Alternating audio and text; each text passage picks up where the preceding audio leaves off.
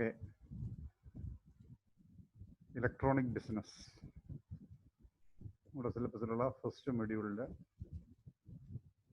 ടോപ്പിക്കാണ് electronic business. നമുക്ക് first of all എന്താണ് ഈ ബിസിനസ് എന്ന് നോക്കാം. ഈ business is the short form of electronic business എന്ന് പറഞ്ഞാൽ it is an internet business and it can be defined as the application of information and communication technologies in support of all the activities of business. മനസ്സിലായല്ലോ? അപ്പോൾ application of ICT, information communication technology, in support of all the activities of business. ബിസിനസ്സിൻ്റെ എല്ലാ ആക്ടിവിറ്റീസും support ചെയ്യാനായിട്ട് ICT ഉപയോഗിക്കുകയാണ്.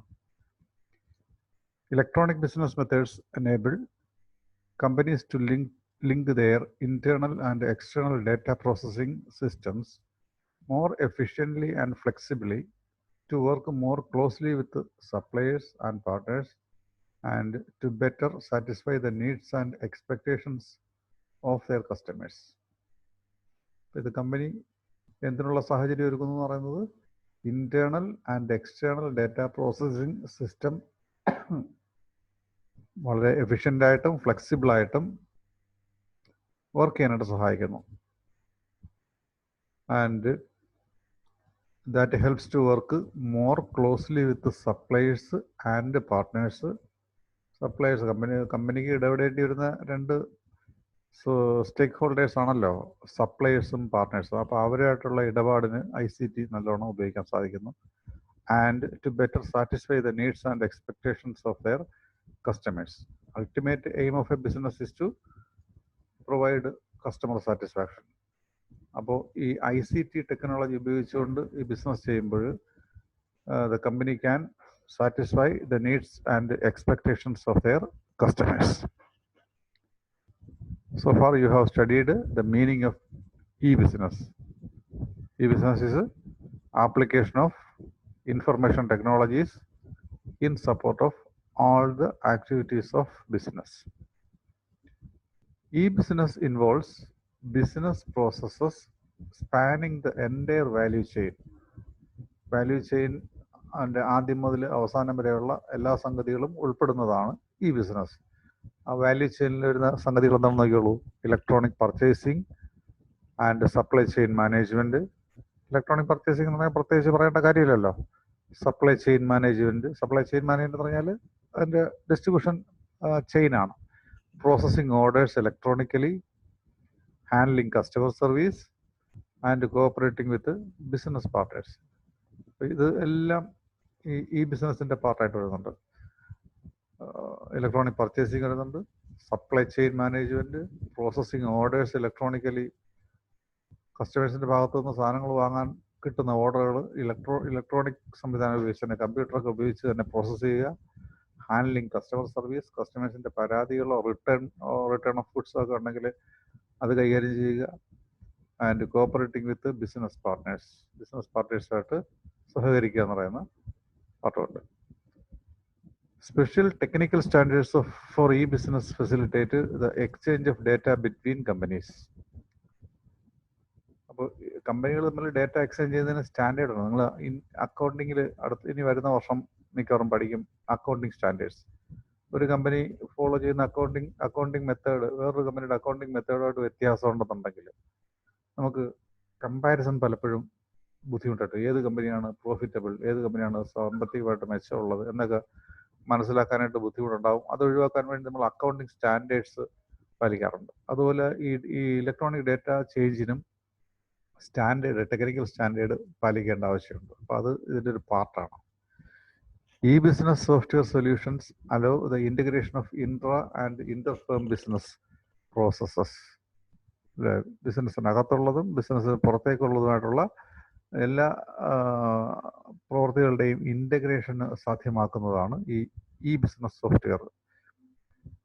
E-business can be conducted using web. അപ്പോൾ എന്തൊക്കെ ഉപയോഗിച്ച് ചെയ്യാൻ നോക്കുള്ളൂ? വെബ് ഉപയോഗിക്കാം, ഇന്റർനെറ്റ് ഉപയോഗിക്കാം, ഇൻട്രാനെറ്റ് ഉപയോഗിക്കാം, എക്സ്ട്രാനെറ്റ് ഉപയോഗിക്കാം, or some combination of these. ഇതൊക്കെയാണ് ഈ ബിസിനസ്സിന് ഉപയോഗിക്കുന്ന അതിൻ്റെ ചാനൽസ് അല്ല അതിൻ്റെ റൂട്ട് അതാണ്. ഒന്നുകിൽ we can use web or internet, intranet, extranet or some combination of these. അപ്പോൾ വെബും ഇൻ്റർനെറ്റും പലപ്പോഴും കമ്പൈൻഡ് ആയിട്ടാണ് വരിക.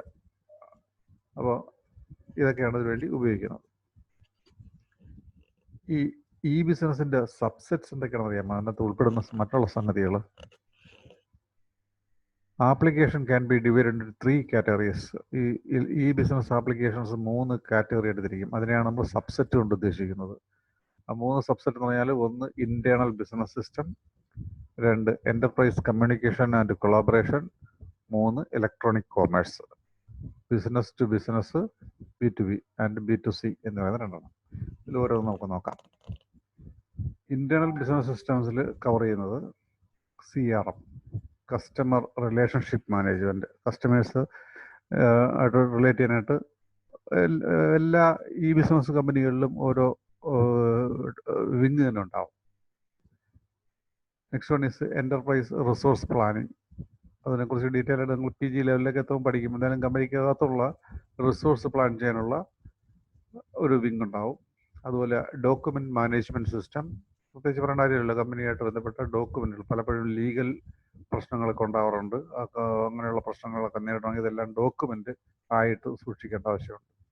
Document management system, human resource management. അതിപ്പോൾ ഈ ബിസിനസ് തന്നെ ആവണമെന്നില്ല, എല്ലാ കമ്പനികളിലും ഉള്ള ഒരു വിങ്ങാണ് human resource management.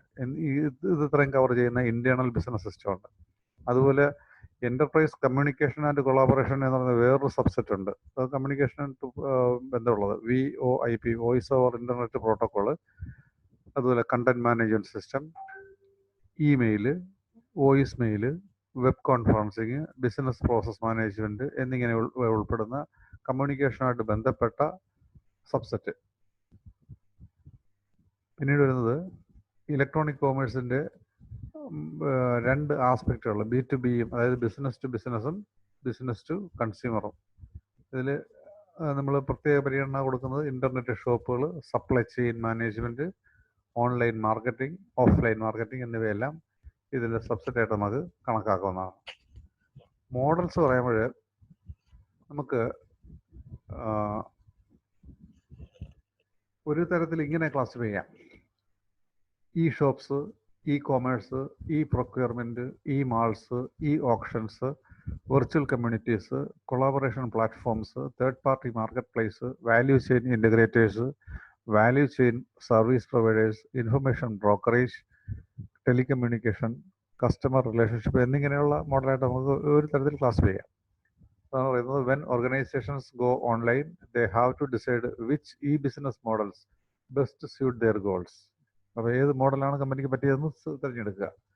A business model is defined as, ശ്രദ്ധിക്കണം, എ ബിസിനസ് മോഡൽ പറയുന്നതാണ് the organisation of the product, service and information flows, എല്ലാം ഓർഗനൈസ് ചെയ്യുന്നതാണ്. And the source of revenues and benefits for suppliers and customers. ഇതാണ് business മോഡലോട് ഉദ്ദേശിക്കുന്നത്.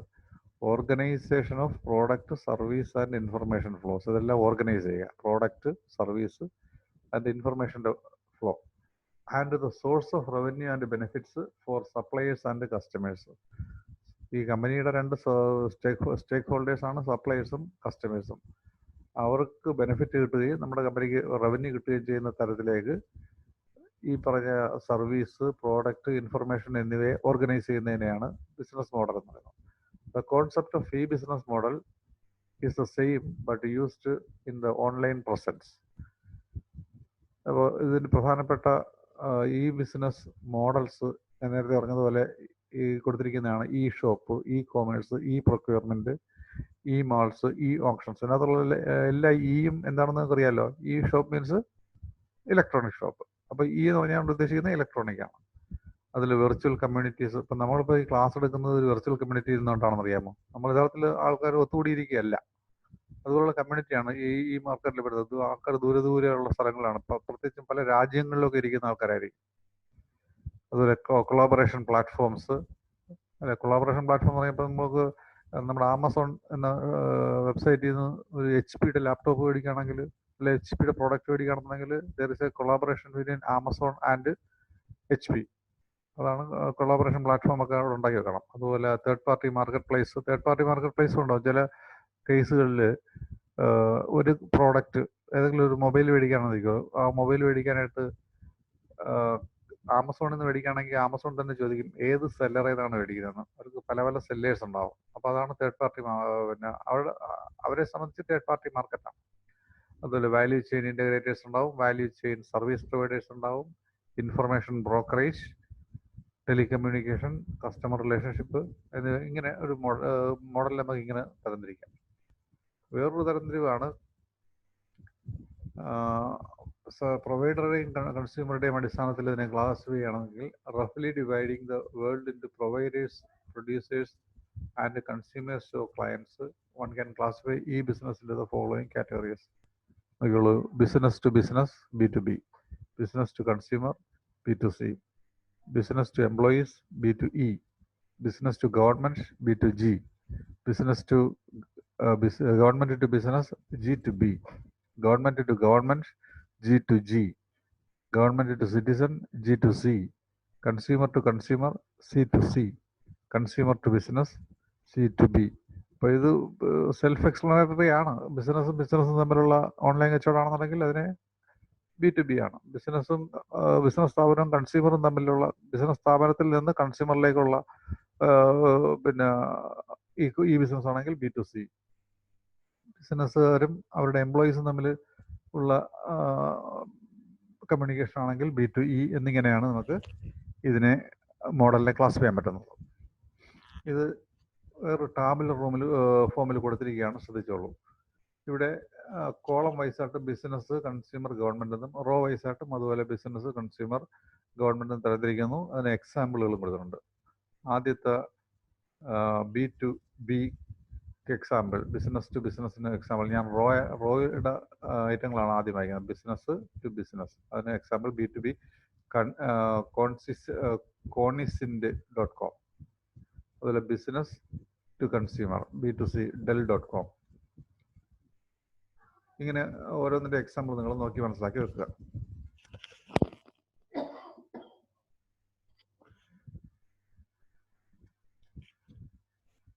Business to business e കൊമേഴ്സിൻ്റെ പ്രത്യേകത പറയുള്ളൂ. It applies to businesses buying from എന്ന് എഴുതിയിരിക്കുന്നത് ഫ്രം ആണ്, from and selling to each other over the internet. ബിസിനസ്സുകാർ സാധനങ്ങൾ വാങ്ങുക, ബിസിനസ്സുകാർക്ക് തന്നെ വിൽക്കുക. ഈ പ്രൊക്യൂർമെൻറ്റ് വേറെ എക്സാമ്പിളാണ്. B2B purchase and sale of supplies and services over internet. ഇപ്പോൾ ആമസോൺ അല്ലെ ഫ്ലിപ്കാർട്ട് അവർക്ക് വിൽക്കാൻ വേണ്ടുന്ന സാധനങ്ങൾ അവരുടെ ബിസിനസ് വിധത്തിൽ അങ്ങനെ അല്ല എങ്കിൽ ഞാൻ എക്സാമ്പിളിന് വേണ്ടി പറയുകയാണ്. അവർ വിൽക്കാൻ ഉദ്ദേശിക്കുന്നുണ്ടെങ്കിൽ സപ്ലൈസിൻ്റെ കയ്യിൽ നിന്ന് ബൾക്കായിട്ട് സാധനങ്ങൾ വാങ്ങുന്നു. അത് ഇലക്ട്രോണിക് സംവിധാനത്തിലൂടെ തന്നെ വാങ്ങുകയാണെങ്കിൽ അത് ഈ പ്രൊക്യൂർമെൻ്റ് ആയി. Systematic sourcing involves buying through pre-negotiated contracts with qualified suppliers. കൃത്യമായിട്ട് അവരിൽ നിന്ന് കിട്ടാനുള്ള, സപ്ലയേഴ്സിൽ നിന്ന് സാധനങ്ങൾ കിട്ടാനുള്ള നെഗോഷിയേഷൻസും മറ്റ് കാര്യങ്ങളും ചെയ്തു വെക്കുന്നു. അതുപോലെ സ്പോട്ട് സോഴ്സിംഗ് ഉണ്ട്, ആവശ്യപ്പെട്ടാൽ അപ്പോഴും സാധനം കിട്ടുന്ന സംവിധാനം. ബിസിനസ്സസ് ബൈ ട്രാൻസാക്ഷൻ ഓറിയൻറ്റഡ് കമ്മോഡിറ്റിയിലേക്ക് product and rarely involves a long term or ongoing relationship between buyers and sellers. ഈ സിസ്റ്റമാറ്റിക് സോഴ്സിംഗ് പറഞ്ഞാൽ അനുസ്യൂതമായിട്ടുള്ള ഒഴുക്കാണ്. മറ്റൊന്ന് സ്പോട്ട് സോഴ്സിംഗ് ആണ്, നമ്മൾ ആവശ്യപ്പെടുന്ന സമയത്ത് മാത്രം സാധനങ്ങൾ സപ്ലൈ തരിക. ഇനി ഈ B2B exchanges are new organisational forms in digital space that can take place in the following. Buyer മോഡലുണ്ട് എന്ന് പറഞ്ഞാൽ കുറച്ച് ബയ്യർ മാത്രമേ കാണത്തുള്ളൂ, ഒരുപാട് സെല്ലർ കാണും. അപ്പോൾ ബയർക്കാണ് വില, കുറച്ച് വാങ്ങാനുള്ള കുറച്ച് ആൾക്കാരുള്ളൂ, അവർ പറയുന്നിടത്ത് കച്ചവടക്കാർ വരും. മാർക്കറ്റ് പ്ലേസ് മോഡലുണ്ട്, എന്ന് പറഞ്ഞാൽ മെനി ബയേഴ്സും മെനി സെല്ലേഴ്സും ഉണ്ട്, രണ്ടു കൂട്ടരും കോമ്പറ്റീഷനാണ്. ലോങ്ങർ ടേം റിലേഷൻഷിപ്പ് മോഡൽ സംഗതിയുണ്ട്, ഫ്യൂ ബയേഴ്സേ ഉള്ളൂ, അതുപോലെ ഫ്യൂ സെല്ലേഴ്സേ ഉള്ളൂ, കുറച്ച് കച്ചവടക്കാരും കുറച്ച് കസ്റ്റമേഴ്സ്. സെല്ലർ മോഡലുണ്ട്, കുറച്ച് സെല്ലേഴ്സേ ഉള്ളൂ, കസ്റ്റമേഴ്സ് ഒത്തിരി ഉണ്ട്. അവിടെ സെല്ലർക്കാണ് വില, അയാൾ നിശ്ചയിക്കും, വിലയൊക്കെ അയാൾ നിശ്ചയിക്കും. അപ്പോൾ ഇത് ഞാൻ നേരത്തെ പറഞ്ഞ ടാബുലർ ഫോമിൽ തന്നിരിക്കുകയാണ്. റോ ആദ്യവും കോളം രണ്ടാമത് വെച്ച് വായിക്കുകയാണെങ്കിൽ ഓണേഴ്സ് ഫെസിലിറ്റേറ്റഡ് ട്രേഡ്, ഇൻഡസ്ട്രിയുടെ കേസിലാണെങ്കിൽ മാർക്കറ്റ് പ്ലേസ് മോഡലാണ്. അപ്പോൾ ഇതൊരു ഈ ടേബിളിൽ ഒന്ന് പഠിച്ചു വെച്ചിരിക്കുക. ഇനി കൺസ്യൂമർ ടു ബിസിനസ് ടൈപ്പ് എടുക്കുകയാണെന്നുണ്ടെങ്കിൽ consumer to business applies to any consumer that sells a product or a service to a business over internet. Consumer ബിസിനസ്സുകാർക്ക് സാധനങ്ങൾ വിൽക്കുന്നതാണ്. അപ്പോൾ ഞാനിപ്പോൾ ഏതെങ്കിലും സാധനം ഉണ്ടാക്കി പിന്നെ എൻ്റെ കയ്യിലുള്ള സാധനം ഇപ്പോൾ എക്സാമ്പിൾ പറയാൻ പറ്റത്തില്ല, OLX നമുക്ക് എക്സാമ്പിൾ പറയാം. കാരണം നമ്മൾ OLXനല്ല സാധനങ്ങൾ വിൽക്കുക. ചില ബിസിനസ്സുകാർക്ക് തന്നെ നമ്മൾ ഇന്റർനെറ്റ് വഴി സാധനങ്ങൾ കസ്റ്റമർ നേരിട്ട് വിൽക്കാറുണ്ട്. അതിനെയാണ് നമ്മൾ C2B എന്ന് പറയുന്നത്. തിരിച്ചു ആവാം, നമ്മളിപ്പോൾ ഏതെങ്കിലും ഷോപ്പിൽ നിന്ന് സാധനം മേടിച്ചിട്ട് നമ്മൾ സാറ്റിസ്ഫൈഡ് അല്ലെന്നുണ്ടെങ്കിൽ അത് തിരിച്ചു കൊടുക്കും. അപ്പം അത് C2B ആണ് വരിക. C2B facilitates the following. എന്തൊക്കെയാണ് പിന്നെ എന്തിനൊക്കെയാണ് സൗകര്യങ്ങൾ കൊടുക്കുന്നത്? Social interaction, personal financial management, purchasing products and information.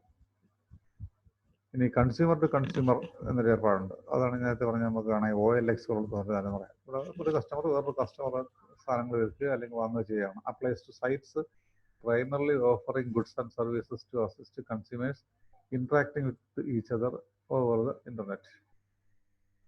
മനസ്സിലായല്ലോ? ഒരു എക്സാമ്പിൾ, സാധനം കസ്റ്റമർ വേറൊരു കസ്റ്റമർക്ക് ഇന്റർനെറ്റ് വഴി സാധനങ്ങൾ വിൽക്കുകയാണ്. C2C communities ത്രൈവിങ് on the internet ഏതൊക്കെയാണ്? കമ്മ്യൂണിറ്റീസ് ഓഫ് ഇൻട്രസ്റ്റ്, അവർക്ക് ആ ഒരു ത്രൈവ് ചെയ്യുന്ന കാര്യങ്ങൾ ഏതൊക്കെയാണ്? കമ്മ്യൂണിറ്റീസ് ഓഫ് ഇൻട്രസ്റ്റ്, ഒരേ താല്പര്യമുള്ളവരുടെ community. Communities of relations, community of fantasy. Community of relations എന്ന് പറഞ്ഞാൽ അറിയാമല്ലോ. അപ്പം ഏതെങ്കിലും ബന്ധങ്ങൾ, വിദ്യാർത്ഥികൾ എന്ന നിലയ്ക്ക് അല്ലെങ്കിൽ ഏതെങ്കിലും സ്ഥാപനത്തിൽ വർക്ക് ചെയ്യുകയാണെങ്കിൽ അവിടെയുള്ള ആൾക്കാരെന്ന നിലയ്ക്ക് പരസ്പരം ഒരു ഗ്രൂപ്പ് പിന്നെ കമ്മ്യൂണിക്കേറ്റ് ചെയ്യുക. അത് നമുക്ക് കമ്മ്യൂണിറ്റീസ് ഓഫ് റിലേഷൻസ് പറയാം. കമ്മ്യൂണിറ്റീസ് ഓഫ് ഫാൻറ്റസി എന്ന് പറഞ്ഞാൽ നമ്മൾ കൗതുകത്തിന് വേണ്ടിയൊക്കെ ഗ്രൂപ്പ് ഉണ്ടാക്കുന്നു, ഗ്രൂപ്പിൽ കമ്മ്യൂണിക്കേറ്റ് ചെയ്യുന്നു. അപ്പോൾ നിങ്ങൾ ടിക്ടോക്കിലോ അല്ലെങ്കിൽ ഫേസ്ബുക്കിലോ ഒക്കെ പിന്നെ നിങ്ങൾക്ക് നേരിട്ട് പരിചയമില്ലാത്ത ഫ്രണ്ട്സുമായിട്ട് ആശയവിനിമയം നടത്താറുണ്ട്. അപ്പോൾ അതിനൊക്കെ നമുക്ക് കാറ്റഗറിയിൽ ഉൾപ്പെടുത്താവുന്നതാണ്. ഇനി കൺസ്യൂമർ ടു ഗവൺമെന്റ് എന്ന് പറഞ്ഞാൽ C2G എന്ന് പറഞ്ഞാൽ constitutes the areas where a consumer or a citizen interacts with the government. നമ്മൾ സിറ്റിസൺസ് എന്ന നിലയ്ക്ക് ഗവൺമെന്റുമായിട്ട് പലപ്പോഴും പല ഇടപാടുകൾ നടത്താറുണ്ട്. നിങ്ങൾ PSC ജോലിക്ക് വേണ്ടിയൊക്കെ ഗവൺമെന്റിന്റെ സൈറ്റിൽ കയറിയാണ് അപ്ലൈ ചെയ്യുക. അത് നമുക്ക് നല്ലൊരു എക്സാമ്പിളായിട്ട് പറയാം. ഗവൺമെന്റിന്റെ ബിസിനസ് ഉണ്ട്, ഗവൺമെന്റിന് ബിസിനസ്സായിട്ടൊക്കെ കമ്മ്യൂണിക്കേറ്റ് ചെയ്യേണ്ട സാഹചര്യങ്ങളുണ്ട്. പിന്നെ എക്സാമ്പിൾ പറഞ്ഞാലേ ഇപ്പം നമ്മൾ ഇപ്പോൾ ഗവൺമെന്റിന്റെ ഏതെങ്കിലും ഒരു ആപ്പ് ഉപയോഗിച്ചുകൊണ്ട് നമുക്ക് ഇപ്പോൾ പോപ്പുലറായിട്ട് ഇപ്പോൾ വരുന്ന ആപ്പ് അറിയാലോ, BevQ. നമ്മൾ ആപ്പ് ഉപയോഗിച്ച് പിന്നെ ബിസിനസ്സായിട്ട് കമ്മ്യൂണിക്കേറ്റ് ചെയ്യുന്നു. ഗവൺമെന്റ് ഒരു കൺസ്യൂമർ ഉണ്ട്, ഗവൺമെന്റിന് കൺസ്യൂമറായിട്ട് കമ്മ്യൂണിക്കേറ്റ് ചെയ്യാനായിട്ട് കൺസ്യൂമറായിട്ട് ഡയറക്റ്റ് ആയിട്ട് കമ്മ്യൂണിക്കേറ്റ് ചെയ്യാറുണ്ട്. അപ്പോൾ എക്സാമ്പിൾ ആണെങ്കിൽ ബാങ്കുകളെയൊക്കെ, ഗവൺമെന്റിന്റെ ആണല്ലോ ബാങ്കുകൾ, അവരുടെ പിന്നെ ആപ്പുകൾ ഉപയോഗിച്ചോ മറ്റോ നമ്മൾ പേഴ്സണൽ ഫിനാൻസ് എടുത്തു. അപ്പോൾ OTP ഒക്കെ നമുക്ക് അയച്ചിരുന്നു. അതെല്ലാം ഗവൺമെന്റ് ടു കൺസ്യൂമറിന്റെ കാറ്റഗറിയിൽ ഉൾപ്പെടുത്താം. ഗവൺമെന്റ് ടു ഗവൺമെന്റ് ഉണ്ട്, ഒരു ഗവൺമെന്റ് വേറൊരു ഗവൺമെന്റുമായിട്ട് കമ്മ്യൂണിക്കേറ്റ് ചെയ്യാൻ വേണ്ടി ഈ സംവിധാനം ഉപയോഗിക്കുന്നതാണ് G2C എന്ന് പറയുന്നത്. ഇനി ഇതിന്റെ ചലഞ്ചസ് ആണ്, അതിന്റെ ഈ ബിസിനസ് നേരിടുന്ന വെല്ലുവിളി എന്നൊക്കെ അറിയാമോ?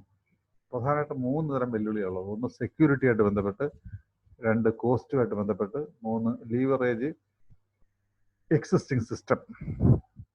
സെക്യൂരിറ്റി ആയിട്ട് ബന്ധപ്പെട്ട പ്രശ്നം എന്ന് പറഞ്ഞാൽ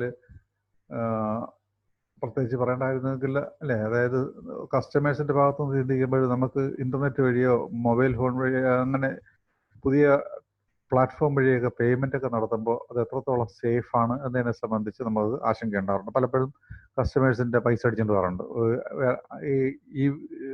ഈ ബിസിനസ് കമ്പനികളല്ല, ഇടയ്ക്കുള്ള ചില നുഴഞ്ഞേറ്റക്കാർ, ഹാക്കേഴ്സോ അല്ലെങ്കിൽ അങ്ങനെയുള്ള പാർട്ടീസ് പൈസ അടിച്ചുകൊണ്ട് പോകും. അങ്ങനെയുള്ള സെക്യൂരിറ്റി പ്രശ്നങ്ങളുണ്ട്. കമ്പനിക്കും ഇത് സംഭവിക്കാം. അതുപോലെ കോമൺ സെക്യൂരിറ്റി മെഷേഴ്സ് ഫോർ ഈ ബിസിനസ് സിസ്റ്റംസ് അവരെടുക്കേണ്ട ആവശ്യമുണ്ട്. കോമൺ ആയിട്ട് സെക്യൂരിറ്റി മെഷേഴ്സ് ഒക്കെ ഒരു 128 ബിറ്റ് സെക്യൂരിറ്റി എന്നോ അങ്ങനെ എന്തെങ്കിലുമൊക്കെ സംവിധാനങ്ങൾ, ഇലക്ട്രോണിക് ട്രാൻസ്ഫറിന് സെക്യൂരിറ്റി സംവിധാനങ്ങൾ എല്ലാ ഈ ബിസിനസ് കമ്പനികളും ഏർപ്പെടും. അതുപോലെ സെക്യൂരിറ്റി സൊല്യൂഷൻ കമ്പനികൾക്കും ഇവിടെ നല്ല റോളുകൾ ഉണ്ട്. ഇനി വിത്തിൻ ഈ ബിസിനസ്സിൽ വരുന്ന സെക്യൂരിറ്റി കൺസേൺസ് പറഞ്ഞാൽ പ്രൈവസി ആൻഡ് കോൺഫിഡൻഷ്യാലിറ്റി ആണ്. പിന്നെ കസ്റ്റമേഴ്സിന്റെ പ്രൈവസി രഹസ്യങ്ങളെല്ലാം സൂക്ഷിക്കുക എന്നുള്ളത്, അതൊന്നും അവരെ നഷ്ടപ്പെട്ടു പോകാതിരിക്കുക.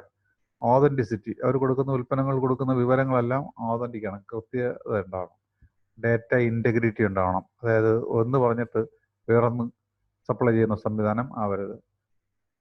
അതുപോലെ ഇങ്ങനെ നിരവധി പറയാം. നോൺ റെപ്യൂഡിയേഷൻ, അതായത് പിന്നെ ഓർഡർ ചെയ്ത് കഴിഞ്ഞാൽ പിന്നെ അത് നിരസിക്കാൻ പാടില്ല. അതുപോലെ തന്നെ ആക്സസ് കൺട്രോൾ പറഞ്ഞാൽ ആവശ്യമില്ലാത്ത ആൾക്കാർ, അതായത് അനുവാദമില്ലാത്ത ആൾക്കാർ സൈറ്റിൽ കയറുന്നത് ഒഴിവാക്കാനുള്ള സംവിധാനങ്ങൾ, സാധനങ്ങളുടെ അവൈലബിലിറ്റി, ഇതെല്ലാം ഒരു പ്രശ്നമാണ് കമ്പനിക്ക്.